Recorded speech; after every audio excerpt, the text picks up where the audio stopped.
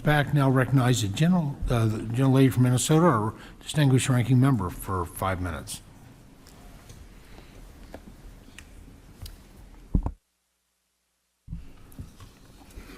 Thank you so much, Mr. Chairman. Mr. Witherby, I'm concerned that reduced funding and support for research is going to have serious downstream effects on new products and the private sector. You noted in your testimony that you worked with various land-grant institutions, including the great University of Minnesota. How do these research partnerships work, and how does public funding for research help to catalyze development of innovative private sector products? Yeah, thank you. Previously, like a lot of these land-grant universities, the professors there are, tabbed within the state to look at different technologies for their growers within the state. Part of the funding comes from either their ability to apply to the government for grants and or the university for grants. That money coming obviously from what had been funded towards, research and science. The other part of it comes from companies like us. And so, as I'd mentioned before, part of our innovation of getting products through and showing proof is that, we need to attract investors, and investors look at track record and look at how well you've been able to get your product tested and move forward through regulatory approvals. That's all kind of in a tough state when part of the university funding is held up or from the government based on some of this. And a lot of it is important pieces. Very similarly, we had talked a little bit about funding towards spotted-winged Drosophila, but it's also for New World screwworm, very similar. Something that now is important to protect not just for berries, but also now cattle and other things. And so these technologies getting tested and approved at some of these universities is really important for preparedness and to be ready to deploy commercially. Thank you so much. Mr. Abbott, in your testimony you noted that Congress has fallen short of the minimum funding level that is set for OPP. You also said that a well-funded OPP benefits everyone. I completely agree. Are you concerned that recent staff reductions at EPA will lead to greater delays in product approval? And do these cuts, coupled with the anti-science rhetoric coming from Secretary Kennedy, create a healthy business environment?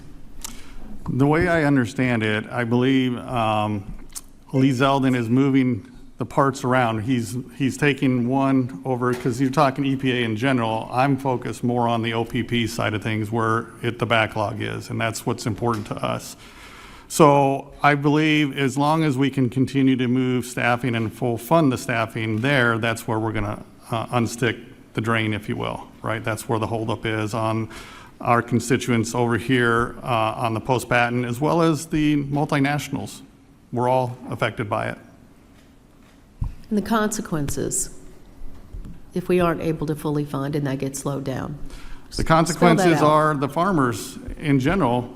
They're the ones that pay, right? Who's using the chemistries out there right now? If I go back in my career, and I've been at this for about 29, 30 years, a lot of the chemistries that I started out in my career are no longer there. And that's a good thing, because some of them needed to go by the wayside. We have new innovation, new greener chemistries, and it's all around public safety and stewardship and environmental stewardship. So go ahead, I'm sorry. I was just going to say, is it your understanding that family farmers across this country are committed to good environmental stewardship? I'm not sure, is environmental a banned word or not? I'm going to just... Yeah.